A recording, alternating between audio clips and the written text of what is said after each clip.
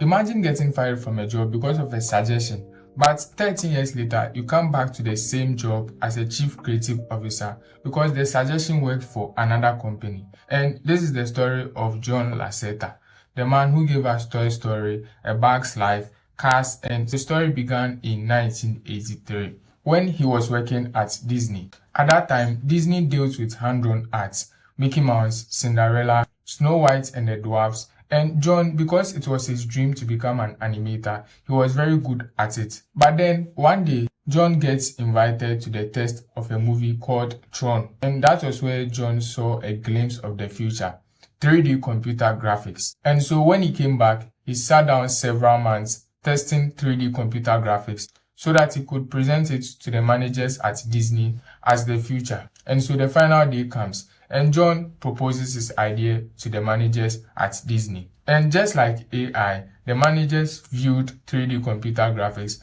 as a threat to hand-drawn artists. So 10 minutes later after the conversation, John was fired, telling him his job at Disney was complete. However, he moved to California and then joined a division of Lucasfilm, which was later purchased by Steve Jobs and renamed to Pixar. And so they started working on 3D animated movies. And in 1995, they released Toy Story. And that is where everything changes. Pixar started winning and Disney started losing.